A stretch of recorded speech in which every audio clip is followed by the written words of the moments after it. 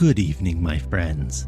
So, you want to learn to speak and understand English. You have had a long day. You are tired. Lay down in your bed, close your heavy eyes, and let's listen to a story while we slowly fall into the arms of the English language. A glass of beer. It was now his custom to sit there. The world has its habits, why should a man not have his? The earth rolls out of light and into darkness as punctually as a businessman goes to and from his office. The seasons come with the regularity of automata and go as if they were pushed by an ejector. So night after night he strolled from the Place de l'Observatoire to the Font Saint-Michel, and on the return journey sat down at the same café, at the same table if he could manage it, and ordered the same drink. So regular had his attendance become that the waiter would suggest the order before it was spoken. He did not drink beer because he liked it, but only because it was not a difficult thing to ask for. Always he had been easily discouraged, and he distrusted his French almost as much as other people had reason to. The only time he had varied the order was to request un vin blanc gourmet, but on that occasion he had been served with a postage stamp for 25 centimes, and he still wondered when he remembered it. He liked to think of his first French conversation. He wanted something to read in English, but was timid of asking for it. He walked past all the newspaper kiosks on the boulevard, anxiously scanning the vendors inside.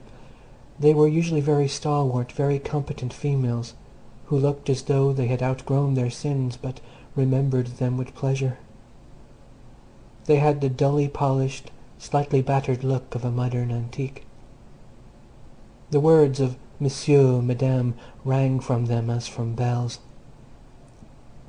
They were very alert, sitting as it were on tiptoe, and their eyes hit one as one approached. They were like spiders squatting in their little houses, waiting for their daily flies. He found one who looked jolly and harmless, sympathetic indeed, and to her with a flourished hat he approached. Said he, "Donnez-moi, madame, s'il vous plaît, le Daily Mail." At the second repetition the good lady smiled at him, a smile compounded of benevolence and comprehension, and instantly with a "V'là, monsieur," she handed him the New York Herald. They had saluted each other, and he marched down the road in delight, with his first purchase under his arm and his first foreign conversation accomplished. At that time everything had delighted him. The wide, well-lighted boulevard, the concierges knitting in their immense doorways, each looking like a replica of the other, each seeming sister to a kiosk-keeper or a cat. The exactly courteous speech of the people and their not quite so rigorously courteous manners pleased him. He listened to the voluble men who went by, speaking in a haste so breathless that he marvelled how the prepositions and conjunctions stuck to their duty in so swirling an ocean of chatter. There was a big black dog with a mottled head who lay nightly on the pavement opposite the Square de l'Observatoire. At intervals he raised his lean skull from the ground and composed a low lament to an absent friend. His grief was respected. The folk who passed stepped sidewards for him, and he took no heed of their passage. A lonely, introspective dog to whom a caress or a bone were equally childish things. "Let me alone," he seemed to say. "I have my grief, and it is company enough." There was the very superior cat, who sat on every window ledge, winking at life. For in France all cats are masculine by order of philology. He did not care a rap for man or dog, but he liked women and permitted them to observe him. There was the man who insinuated himself between the tables at the café, holding out postcard representations of the Pantheon, the Louvre, Notre Dame, and other places. From beneath these cards his dexterous little finger would suddenly flip others. One saw a hurried leg, an arm that shone and vanished, a bosom that fled shyly again, an audacious swan, a Leda who was thoroughly enjoying herself and had never heard of virtue. His looks suggested that he thought better of one than to suppose that one was not interested in the nude. "Monsieur," he seemed to say, with his fixed brown eyes regard, "this is indeed a leg, an authentic leg, not disguised by even the littlest of stockings. It is arranged precisely as Monsieur would desire it." His sorrow as he went away was dignified with regret for an inartistic gentleman. One was en garçon, and yet one would not look at one's postcards. One had better then cease to be an artist and take to peddling onions and asparagus as the vulgar do. It was all a long time ago, and now somehow the savour had departed from these things. Perhaps he had seen them too often. Perhaps a kind of public surreptitiousness, a quite open furtiveness, had troubled him. Maybe he was not well. He sat at his café 3/4 down the boulevard, and before him a multitude of grotesque beings were pacing as he sipped his bock. Good manners decreed that he should not stare too steadfastly, and he was one who obeyed these delicate dictations. Alas, he was one who obeyed all dictations. For him authority wore a halo, and many sins which his heyday ought to have committed had been left undone only because they were not sanctioned by immediate social usage. He was often saddened when he thought of the things he had not done.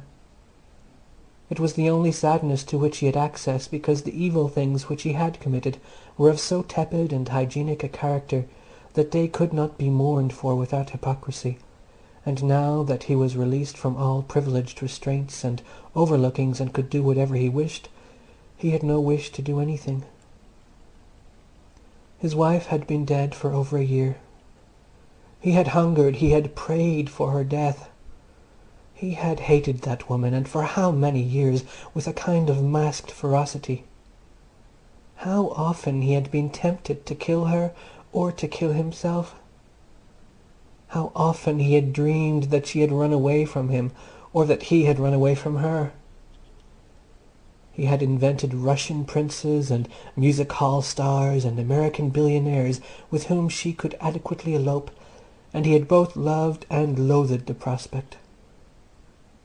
What unending slow quarrels they had together!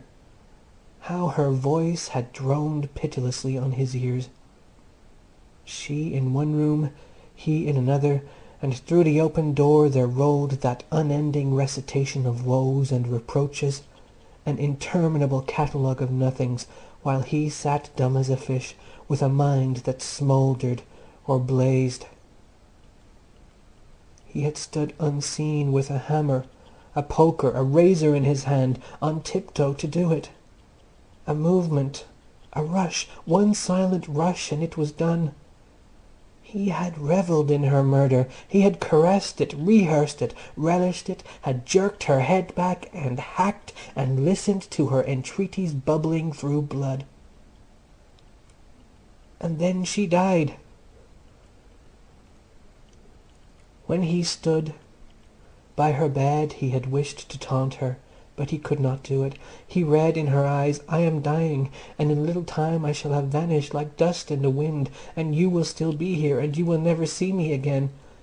He wished to ratify that, to assure her that it was actually so, to say that he would come home on the morrow night and she would not be there, and that he would return home every night and she would never be there. But he could not say it. Somehow the words, although he desired them, would not come. His arm went to her neck and settled there. His hand caressed her hair, her cheek.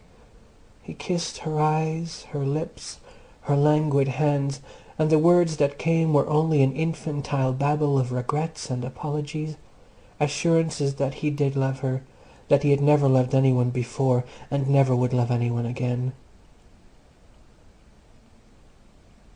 Everyone who passed looked into the café where he sat. Everyone who passed looked at him. There were men with sallow faces and wide black hats. Some had hair that flapped about them in the wind, and from their locks one gathered with some distaste the spices of Araby. Some had cravats that fluttered and fell and rose again like banners in a storm. There were men with severe, spade-shaped, most responsible-looking beards, and quizzical little eyes which gave the lie to their hairy sedateness, eyes which had spent long years in looking sidewards as a woman passed. There were men of every stage of foppishness, men who had spent so much time on their moustaches that they had only a little left for their finger-nails, but their moustaches exonerated them. Others who were coated to happiness, trousered to grotesqueness, and booted to misery.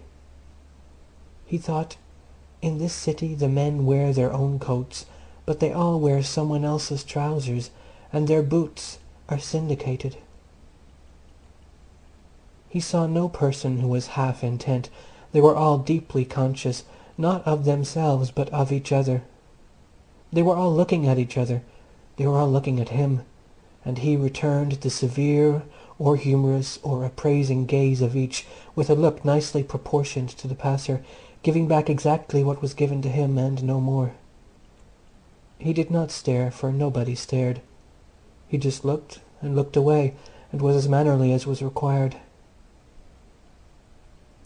A negro went by arm in arm with a girl who was so sallow that she was only white by courtesy. He was a bulky man, and as he bent greedily over his companion it was evident that to him she was whiter than the snow of a single night. Women went past in multitudes, and he knew the appearance of them all. How many times he had watched them or their duplicates striding and mincing and bounding by, each moving like an animated note of interrogation. They were long and medium and short. There were women of a thinness beyond comparison, sheathed in skirts as featly as a rapier in a scabbard. There were women of a monumental, a mighty fatness, who billowed and rolled in multitudinous stormy garments. There were slow eyes that drooped on one heavily as a hand, and quick ones that stabbed and withdrew, and glanced again appealingly, and slid away cursing. There were some who lounged with a false sedateness, and some who fluttered in an equally false timidity. Some wore velvet shoes without heels. Some had shoes the heels whereof were of such inordinate length that the wearers looked as though they were perched on stilts and would topple to perdition if their skill failed them for an instant. They passed, and they looked at him, and from each, after the due regard, he looked away to the next in interminable procession. There were faces also to be looked at, round chubby faces, wherefrom the eyes of oxen stared in slow involved rumination. Long faces that were keener than hatchets and as cruel. Faces that pretended to be scornful and were only piteous. Faces contrived to ape a temperament other than their own. Raddled faces with heavy eyes and rouged lips. Ragged lips that had been chewed by every mad dog in the world. What lips there were everywhere! Bright scarlet splashes in dead white faces. Thin red gashes that suggested rat traps instead of kisses. Bulbous, flabby lips that would wobble and shiver if attention failed them. Lips of a horrid fascination that one looked at and hated and ran to. Looking at him slyly or boldly, they passed along, and after a while, and repassed him, and turned again in promenade. He had a sickness of them all. There had been a time when these were among the things he had mourned for not having done, but that time was long past. He guessed at their pleasures, and knew them to be without salt. Life, said he, is as unpleasant as a plate of cold porridge.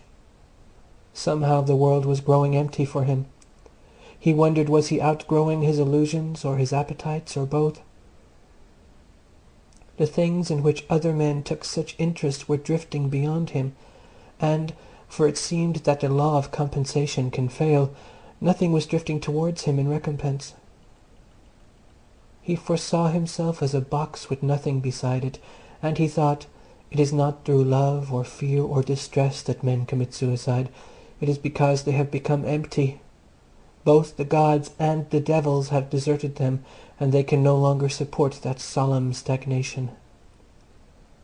He marvelled to see with what activity men and women played the most savourless of games. With what zest of pursuits they tracked what petty interests. He saw them as ants scurrying with scrapes of straw, or apes that pick up and drop and pick again, and he marvelled from what fount they renewed themselves, or with what charms they exorcised the demons of satiety. On this night life did not seem worthwhile. The taste had gone from his mouth. His bock was water vilely coloured, his cigarette was a hot stench. And yet a full moon was peeping in the trees along the path, and not far away where the countryside bowed in silver quietude, the rivers ran through undistinguishable fields, chanting their lonely songs. The seas leaped and withdrew, and called again to the stars, and gathered in ecstasy, and roared skywards, and the trees did not rob each other more than was absolutely necessary. The men and women were all hidden away, sleeping in their cells where the moon could not see them, nor the clean wind, nor the stars. They were sundered for a little while from their eternal arithmetic. The grasping hands were lying as quietly as the paws of a sleeping dog. Those eyes held no further speculation than the eyes of an ox who lies down. The tongues that had lied all day and been treacherous and obscene and respectful by easy turn said nothing more, and he thought it was very good that they were all hidden, and that for a little time the world might swing darkly with the moon in its own wide circle and its silence. He paid for his bock, gave the waiter a tip, touched his hat to a lady by sex and a gentleman by clothing, and strolled back to his room that was little, his candle that was 3/4 consumed, and his picture, which might be admired when he was dead, but which he would never be praised for painting, and, after sticking his foot through the canvas, he tugged himself to bed, agreeing to commence the following morning just as he had the previous one, and the one before that, and the one before that again.